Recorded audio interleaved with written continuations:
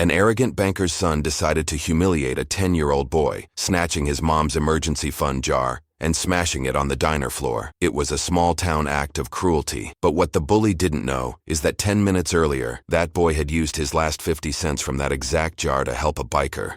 If you're new to the channel, don't forget to subscribe to help us reach our goal of 1,000 subscribers. In the hollowed-out heart of Larkspur, Ohio, lived a boy named Marcus. Marcus was 10 years old, but he carried the quiet, ancient gaze of a man who had seen too much and said too little. He was what you would call an old soul, a small, thin frame burdened with an intelligence that understood the world far better than it understood him. He moved through the gray, frozen landscape of the Rust Belt with a silence that made him almost invisible, a whisper of a child in a town built on the wall. Forgotten shouts of industry. He carried the weight of his mother's exhaustion on his shoulders, a responsibility no 10-year-old should ever have to know, yet one he accepted with a solemn, unbreakable grace. He and his mother, Sarah, were recent transplants, refugees from the collapse of the auto plants in Detroit. They had landed in this small, stagnant town with 2 suitcases and the diminishing hope of a fresh start. Sarah worked a double shift as a dishwasher at Peggy's Pioneer Diner, her hands raw and red, trying to keep their heads above the icy water of poverty. Before we dive deeper into their story, I want to know where you are watching this from. Drop your city and your country in the comments right now. Let us see how far this story of quiet courage travels across the globe. Marcus's suffering was not loud. It was the dull, constant ache of displacement. In his new elementary school, he was the only black face in a sea of pale, indifferent, or outright hostile children. His clothes, donations from a church bin, were clean, but visibly worn. They marked him as an outsider, a target. He was too quiet to defend himself with words and too small to defend himself with his fists. He absorbed the whispers and the casual cruelties like the faded wool of his coat, absorbed the relentless February snow, bearing the chill without complaint. But this boy was not defined by his poverty. He was defined by his profound, unshakable goodness. While other kids his age saved for video games, Marcus kept a glass mason jar on the nightstand in their tiny rented room. On it, a piece of masking tape read, "Mom's Emergency Fund," in careful penciled letters. Every stray coin he found, every quarter a kind stranger might press into his hand, went into that jar. He did not dream of toys. He dreamed of the day he could hand his mother that jar and help pay for the transmission fluid or the worn-out tires on her rusted, failing sedan. The stage for our story is the diner itself. Peggy's Pioneer Diner was a time capsule of American fatigue. The air hung thick with the smell of stale coffee, sizzling grease, and the faint, sweet odor of desperation. Outside, the dirty snow was piled against the cracked windows, muffling the sound of the few cars that passed down the boarded-up Main Street. This was the heart of a town where the factories had died decades ago, leaving behind a population that clung to routine as their only defense against the encroaching decay. Inside, the social geography was as clear as a map. In the corner booths sat the families who had owned the town for generations, their casual laughter a sharp contrast to the worn faces of the laborers hunched over the counter. And then, at a small table near the drafty window, sat Marcus. He was waiting for his mother to finish her shift, his head bent over a worn library book, his world shrunk to the 20 square feet of linoleum around him. He was an island of isolation, a small, dark shape against the backdrop of the diner's harsh fluorescent lights. This was a place of convenient indifference. The tired waitress, Brenda, who also managed the diner, navigated the floor with a practiced blindness. She knew her regulars, she knew who tipped well, and she knew who to ignore. She saw the looks Marcus received from the other patrons, the way they held their conversations just low enough for him to know they were about him. But Marcus did not belong to the ecosystem of Larkspur. He was a foreign object, and the diner's unspoken rule was to pretend he was not there. This collective silence, this wall of apathy, was the true villain of the town. The bell above the diner door didn't just jingle, it shattered the fragile quiet of the room. A blast of Arctic air rolled in, carrying with it a man who seemed carved from the storm itself. He filled the doorway, a human eclipse blocking the meager afternoon light. Every conversation in Peggy's Pioneer Diner died instantly. Forks froze halfway to mouths. The clatter of plates in the kitchen ceased. It was not just an entrance, it was an invasion. The man was a mountain, draped in patched, road-worn leather that looked as tough as armor, his face hidden behind a grizzled beard that had seen too many winters. His name was Deacon. He was a ghost from an era the town had tried to bury. Tattoos, faded to a deep blue-green, covered his hands and snaked up his neck. telling stories of a life lived far outside the lines of Larkspur, Ohio. He moved with a heavy, deliberate weight, the floorboards groaning under his boots. He smelled of cold air, engine oil, and something else, something metallic and old, like a forgotten war. He was the physical embodiment of every warning a mother gives her child about talking to strangers, a walking, breathing reason to lock your doors at night. The patrons of the diner did not see a man. They saw a threat. They saw the patch on the back of his vest, a complex and weathered symbol of a Vietnam Veterans Motorcycle Club. This was not some weekend warrior playing dress-up. This was the real thing. This was a man who lived by a code they could not understand and answered to laws they did not know existed. Brenda, the manager, gripped the edge of the counter, her knuckles turning white. She had seen men like him pass through on the highway, but they never, ever stopped. Deacon ignored the palpable wave of fear that rolled off the crowd. He was used to it. He had been an outcast since he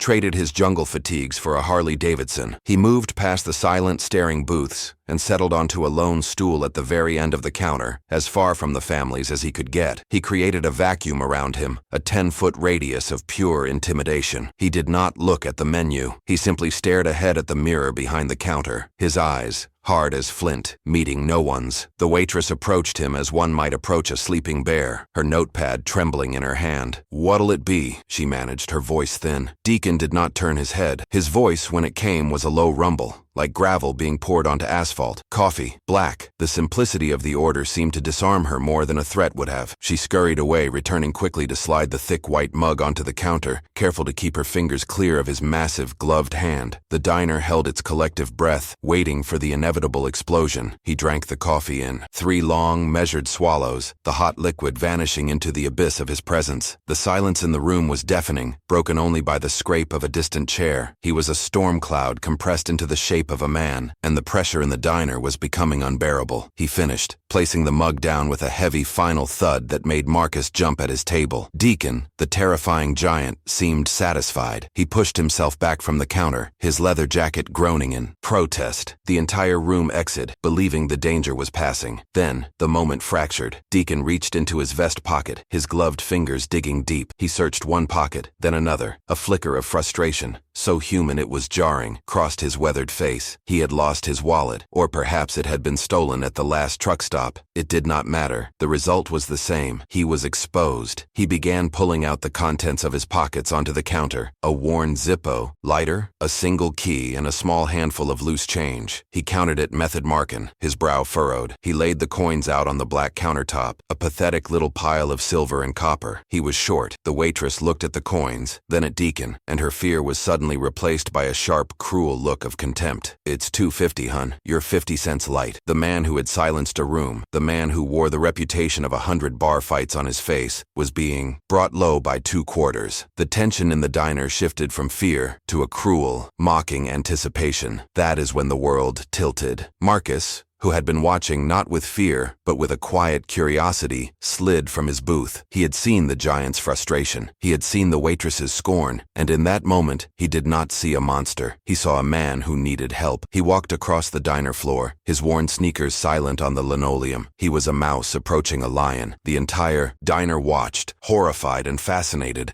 as this tiny, invisible boy approached the most dangerous man they had ever seen. Marcus reached the end of the counter. He stood beside the leather-clad giant, barely reaching the man's belt. He did not speak. He simply reached into his own pocket, his small hand emerging with his precious glass jar, the mom's emergency fund. With a twist of his small wrist, he opened it. The sound of the metal lid scraping against the glass was the only sound in the world. He tipped the jar, and 2 shiny quarters slid into his palm. He had been saving them for a new spark plug for his mother's car. He held them out. "Sir," Marcus whispered, his voice clear in the absolute silence. "You need this more than I do." He pushed the coins onto the counter, next to Deacon's meager pile. The act was so pure, so utterly devoid of fear or calculation, that it felt like a thunderclap. This was not charity. It was an offering. It was a gesture of simple, profound human decency from the poorest person in the room to the most feared. It was a moment of impossible, heartbreaking grace. Deacon went absolutely still. His body, trained for ambush and violence, froze. He did not look at the coins. He looked at the boy. He stared at Marcus, his flint-like eyes searching the child's face. He saw no fear. He saw no pity. He saw only a quiet, solemn sincerity. This man, who had seen the absolute worst of humanity in the jungles of Southeast Asia and on the broken highways of America, was being completely and utterly disarmed by the purest act of kindness he had ever witnessed. He was shaken to his very core. Slowly, as if his hand weighed 1,000 pounds, Deacon reached out. His scarred, tattooed fingers, which could crush a man's skull, were impossibly gentle. He did not scoop up the coins. Instead, his finger brushed Marcus's small hand. It was a connection, a pact. He then gathered the 2 quarters, his movements deliberate, and placed them on the counter to pay his debt. He turned his full body to face the small boy. "Thank you, soldier," he rumbled, the words thick with an emotion the diner could not name. The bond was sealed. An invisible debt had been incurred, and this was a man who always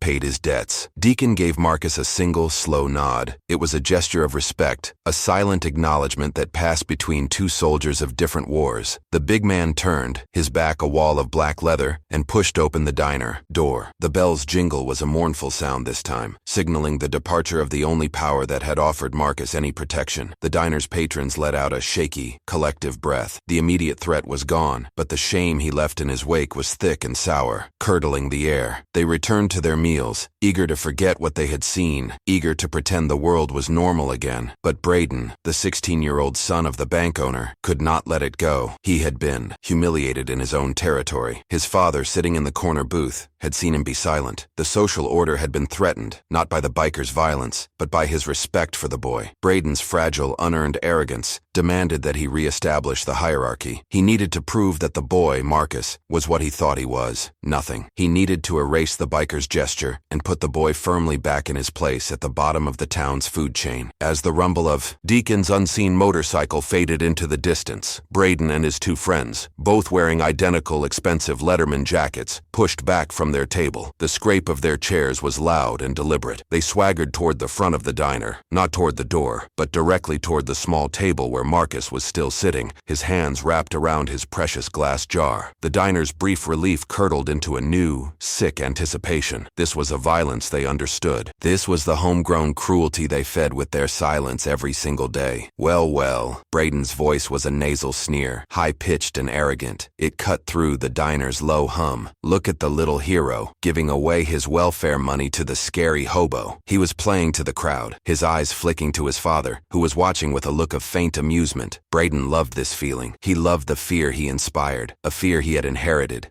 not earned. He loved being the son of a D, the man who owned everything in Larkspur, including the silence of the people in this room. Marcus did not look up. He just clutched his jar tighter, the quarters inside a heavy weight against his chest. He was trying to make himself small, to disappear into the cracked vinyl of the booth. He could feel his mother, Sarah, approaching from the kitchen even before he saw her. She had come out to bust the tables, her shift almost over, and she froze when she saw the 3 tall boys looming over her. "Son," her face already etched with fatigue, tightened with a fierce primal fear. She knew these boys. She knew who their parents were. "Leave him alone, Braden," Sarah said. Her voice was quiet, but it was not weak. It was the firm, level tone of a mother protecting her child. She moved to stand beside the table, a small, exhausted woman in a food-stained apron, placing her body between her son and the 3 teenagers. She was a fragile shield, but a shield nonetheless. She was trying to de-escalate, to appeal to a decency she must have known, deep down, did not exist in the boy standing in front of her. Braden laughed. It was an ugly, barking sound, devoid of humor. "Or what, Sarah? You gonna wash some more dishes at me?" He took a half-step closer, invading her space, forcing her to look up at him. He was a foot taller than her. "My dad says your tips are the only thing keeping this dump afloat. You should be nicer to me." His friends snickered, emboldened by his cruelty. He was untouchable, and he knew it. He reveled in it. He then looked past Sarah, his eyes landing on the glass jar in Marcus's hands. "What is that anyway? Your college fund?" His voice dripped with a manufactured mocking curiosity. "Let me see." Before Sarah could react, before Marcus could even flinch, Braden's hand darted out. It was a quick, snake-like movement. He snatched the mom's emergency fund jar from Marcus's grasp. The boy's small fingers were no match for the athlete's practiced speed. "Please," Marcus whispered, his voice finally breaking. He stood up, his small body trembling, his eyes locked on the jar. "That's my mom's. Give it back." It was not a plea. It was a statement. He was not begging for a toy. He was defending his mother's honor, his family's hope. His bravery was heartbreaking. It was the bravery of the powerless, who have nothing left to lose but the one thing they hold most dear. Braden held the jar high above his head, rattling the few coins left. Inside, the sound was thin and pathetic in the large room. "Oh, it's Mom's," he mimicked, his voice a cruel falsetto. "You hear that, guys? He's saving up for his mom." He looked at Marcus, who was now reaching for the jar, his face a mask of desperate, tear-streaked focus. "You want it?" Braden taunted, holding it just out of reach. "Go get it, runt." Then, with a casual, horrifying flick of his wrist, he did not just drop the jar. He threw it. He threw it hard, down onto the diner's unforgiving tile floor. The sound of the glass shattering was a gunshot in the silent room. It was an explosion of hope. The jar, the symbol of a small boy's love and sacrifice, burst into 1,000 glittering, jagged pieces. The sound was final. It was an execution. It was the sound of a small world ending. The coins, released from their prison, scattered and skittered across the dirty floor. They spun in lazy, metallic circles before rolling under booths, into corners, and coming to rest in puddles of melted snow. They were lost. Marcus let out a small, choked sound, a gasp that was more air than voice. He stared at the broken glass, his dream, his purpose, now just a dangerous mess on the floor. He had failed. He had failed to protect the one thing he had been saving. Sarah screamed. It was not a word, just a raw, animal sound of pain and rage. "No!" She dropped to her knees, pulling Marcus back by the arm, away from the glittering shards. Her eyes, wild with disbelief, flew to the counter. She locked eyes with Brenda, the manager, who had been watching the entire spectacle, her arms crossed, a dish towel in her hand. "Brenda!" Sarah yelled, her voice cracking. "Are you going to do something? He did that on purpose. Call the police." This was the moment. This was the test. This was where the system, the safe institutions, were supposed to step in. Sarah had appealed to the rules. She had appealed to authority. She was asking for the basic, fundamental protection that a civil society promises its members. All eyes in the diner turned to Brenda, her diner, her rules. The choice was hers, and the choice she made was the one that broke the world completely. Brenda's face, which had been a mask of shock, smoothed over into something cold and official. Her eyes flicked from Sarah, kneeling on the floor, to Braden, who was smiling, and then, finally, to the corner booth, to Mr. Henderson, Braden's father, the bank owner, the man who held the mortgage on her diner, on her house, on the whole dying town. She made a calculation, a cold, hard, economic decision. She chose convenience. She chose the oppressor. "Sarah," Brenda said, her voice devoid of all warmth, "your son has been bothering the other customers since he sat down, and now look at this mess you've let him make." The injustice landed like a physical blow. It was suffocating. Sarah was being blamed. Marcus, the victim, was being labeled the problem. Braden, the aggressor, was being protected. Brenda pointed at the broken glass. "I can't have this. You'll have to clean this up, and I'm docking it from your pay." Sarah just stared, her mouth open, her mind unable to process the profound, crushing betrayal. The system was not just failing. It was actively, viciously, and publicly siding with the villain. The jury of cowards in the diner just looked back at their plates. The verdict was in. Sarah and Marcus were guilty of being poor. The shattering of the glass was a breaking point. It was the sound of the last ounce of hope turning to dust. Sarah, the mother, just knelt there, frozen, the betrayal from Brenda having struck her more violently than a physical blow. Her shoulders began to shake in a silent, racking sob of pure, undiluted despair. She had failed to protect her son. The world had failed them both. Marcus was pale, his eyes wide and vacant, staring at the glittering fragments of his mother's emergency fund, now just dangerous trash on a dirty floor. He was in shock, a small soldier who had seen his flag torn down and desecrated. Braden, however, was triumphant. He basked in the moment, a cruel, satisfied smirk twisting his features. He had won. He had proven his power. He had broken the outcasts and been rewarded for it by the town's authority. He nudged his friend, about to deliver another witty, crushing line, but the words died in his throat, because at that moment,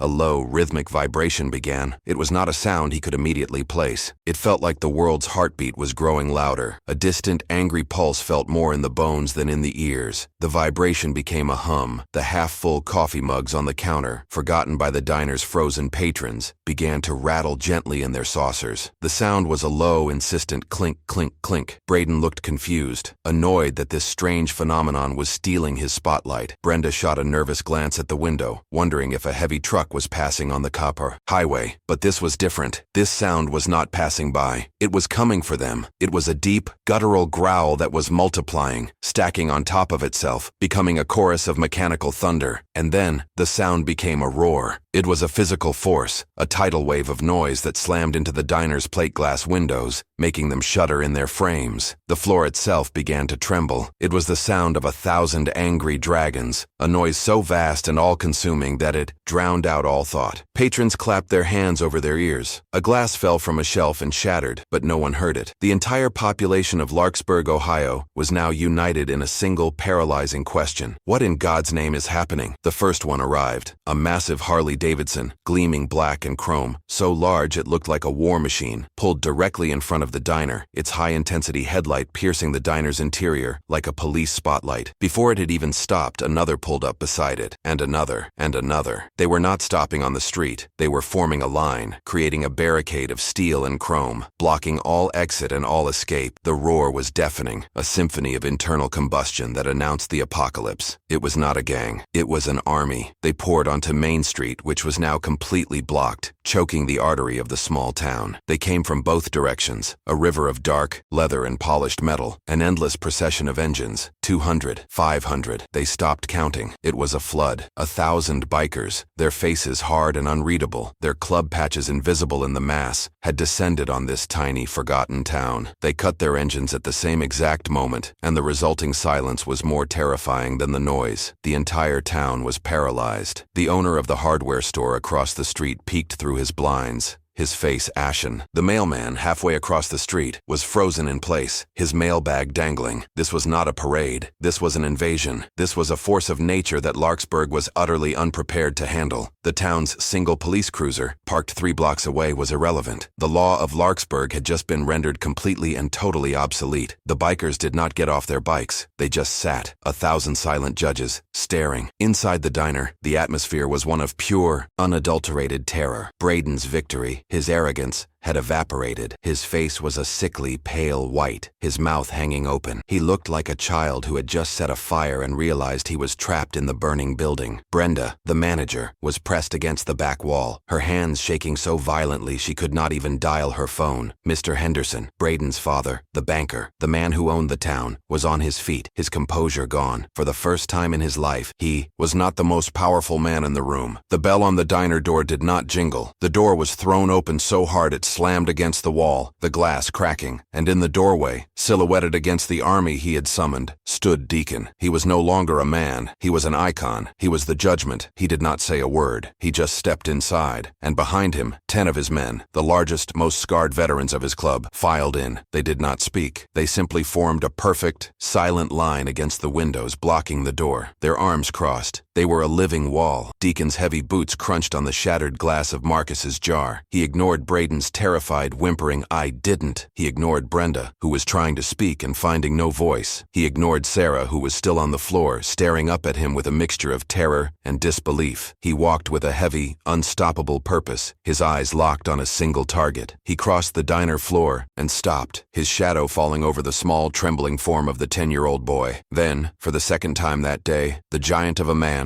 the leader of the terrifying army outside, dropped to one knee. The sound of his patched leather hitting the tile was a pledge of allegiance. He was kneeling in the mess of broken glass and scattered coins, in the dirt, in the ruin of the boy's hope. He was not looking down on Marcus. He was looking up at him. He was placing himself at the boy's feet, a knight swearing fealty to his king. The power in the room did not just shift, it was annihilated. "Soldier." Deacon's voice was a low, clear rumble that cut through the silence. It was the only sound in the world. "I was told a member of our extended family was in a firefight. We heard a call for support." He looked around the room, his eyes like chips of ice, before landing on the white-faced Braden. "We came to provide backup. Looks like we got here just in time." He was speaking to Marcus, but his words were a sentence passed on everyone else in the room. Deacon turned his head slowly, his gaze falling on the banker. "You." The word was a command. Mr. Henderson flinched. "Your son seems to have a problem with his hands. He seems to have a problem with property that doesn't belong to him." Deacon's voice was dangerously calm. "My club, we understand that. We also believe in paying back what you take." He was not shouting. He was not threatening. He was simply stating a fact. and it was more terrifying than any threat. If you believe that the measure of a society is how it defends its most vulnerable, smash that like button right now. Your engagement is a signal, a digital flare that proves people care more about true justice than they do about paper-thin authority or the politics of power. It shows that the code of honor, the defense of the innocent, is a language that is understood all across the world. Deacon then reached into his own pocket. He pulled out a thick roll of cash, a wad of hundreds held together by a simple rubber band. He did not look at it. He held it out to Marcus. "This," he said, "is a down payment for the disrespect." He was not offering charity. He was offering restitution. He was teaching the boy and the entire town a lesson in value. He was showing them what this small boy's dignity was actually worth. The 10 men lining the wall did not move. They did not blink. They were a jury, and their silence was the verdict. Their mere presence was a suffocating pressure, a promise of what could happen. They were 1,000 pounds of leather,